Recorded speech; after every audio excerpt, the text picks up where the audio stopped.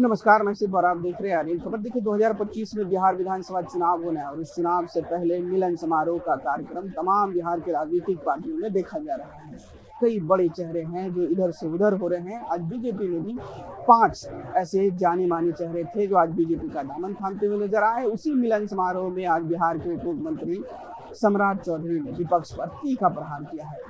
उन्होंने बिहार के विकास की दर और विकास का जो रेट है कुछ इस प्रकार से बताया। सुनिए क्या कुछ कह रहे हैं।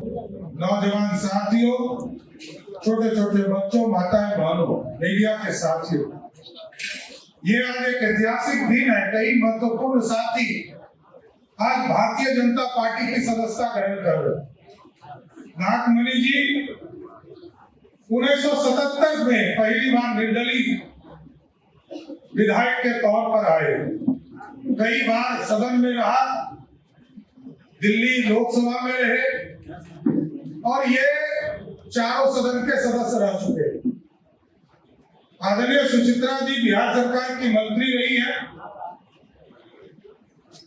आनंद मिश्रा जी IPS ऑफिसर रहे। सबके अनुभव का लाभ भारतीय जनता पार्टी को मिलेगा सर।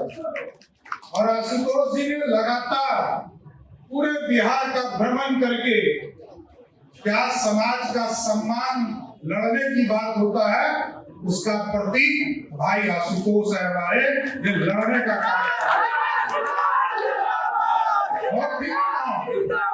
अवधेश जी ने लगभग 20,000 से अधिक लोगों को पढ़ाने का काम किया, समाज में जीने का, उनके जीवन को, भविष्य को बनाने का काम किया, ज्ञान दिया। और ज्ञान एक बार आ जाता है जीवन में तो वो कभी समाप्त नहीं होता है साहब। इसलिए अवधेश जी का मैं विशेष तौर पर धन्यवाद देता हूँ कि भारतीय जनता पार्टी में आए।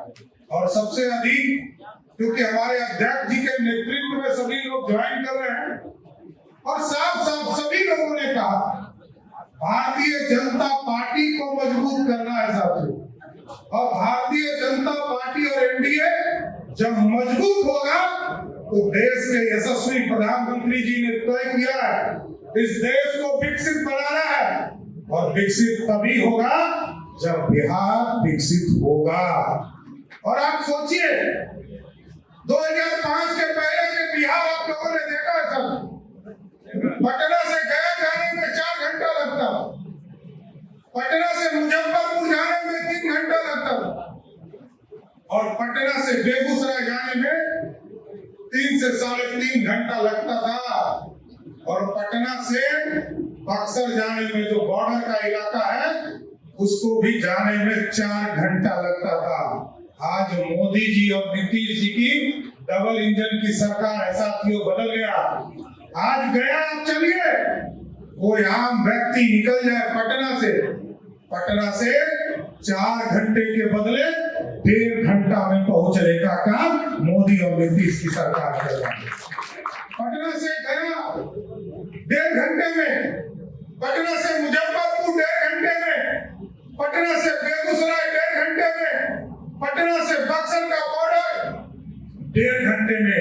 ये बदलता हुआ बिहार है साथ।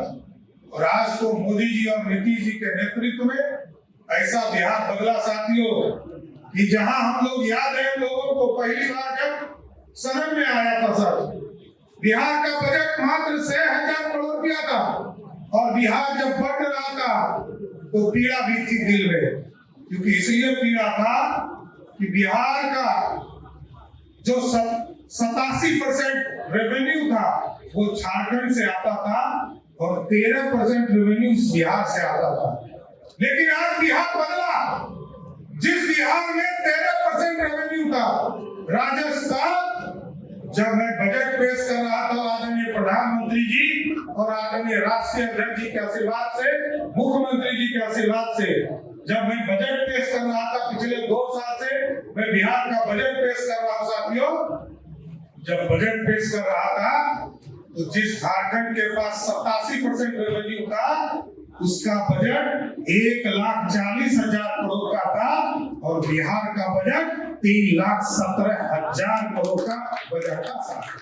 ये बदलता हुआ बिहार, जहां उत्तर प्रदेश में जिस तरह आप टेंट में बैठे सब, हमारी कई पीढ़ियां चली गई और हम लोग तो कहते तो लड़कू समाज से आता हूँ सब। लोग कहते हैं कि भगवान राम पिछले 400 वर्षों से टेंट में इंतजार कर रहे थे कि कोई भगत आए, हमको भी टेंट से निकाल कर भव्य मंदिर में ले जाए। जब एनडीए की सरकार बनी 1996 में, तब से गठबंधन में हम लोअर कोर्ट लड़े, हाई कोर्ट लड़े, सुप्रीम कोर्ट लड़े, और मोदी जी ने तय कर दिया कि 450 वर्षों का जो वनवास था, प्रभु श्री राम को उनको भव्य मंदिर में भी स्थापित करने का काम किसी ने किया, वो नरेंद्र मोदी की सरकार के साथ।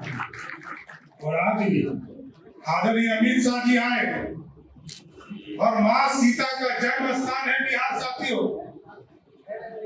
और आपको जानकर आश्चर्य होगा कि पहले माननीय मुख्यमंत्री जी ने 72 करोड़ की योजना स्वीकृत की।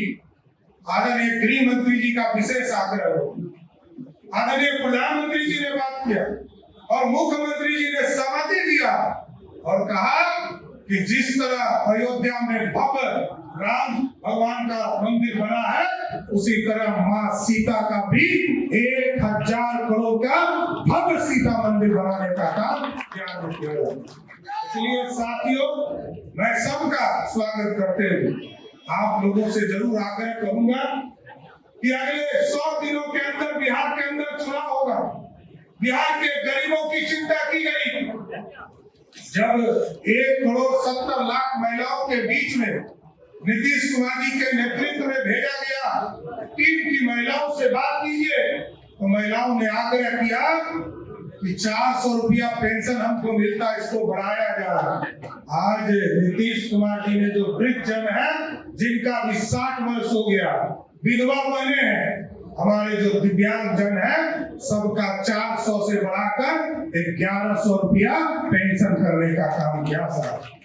और आज आप समझिए, आज बिहार जैसे राज्य में जहां 1,87,00,000 डोमेस्टिक कंज्यूमर है साथियों बिजली के। पहले तो लोग बिजली ही यूज नहीं करते थे, बिजली आती ही नहीं थी। बिहार में 2005 में मात्र 17 लाख लोगों के पास बिजली कनेक्शन था साहब। आज 2,14,00,000 लोगों के पास है। और आपको जानकर आश्चर्य होगा, 1,90,00,000 में से 1,70,00,000 लोग ऐसे हैं जिनका जो बिजली बिल आया जुलाई महीने का, वो 125 यूनिट के अंदर आया।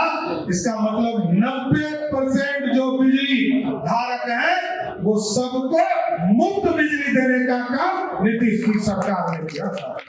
इसलिए आज सब लोगों ने कहा, मैं नागमणि जी को, सुचित्रा जी को, अवधेश बाबू को, आनंद मिश्रा जी को, आशुतोष जी को मैं विशेष बधाई देता हूँ।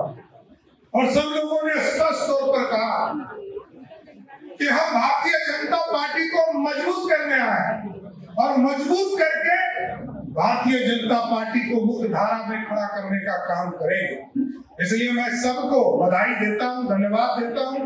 और बिहार में 2025 के चुनाव में 243 सीट में 200 से अधिक सीटें जीतने का प्रण लेकर जाइए और सब लोग पार्टी को मजबूत करने का काम कीजिए। एक बार फिर से बोलिए, भारत माता की, श्री रामचंद्र की। बहुत धन्यवाद। तो आपने साफ तरीके से बिहार के उप मुख्यमंत्री सम्राट चौधरी के बयान को सुना। वो कहते हुए नजर आ रहे हैं कि जब बिहार और झारखंड दोनों अलग हुए थे तो 87% का जो रेवेन्यू था वो झारखंड के पास रहा और 13% रेवेन्यू के साथ बिहार अलग हुआ था।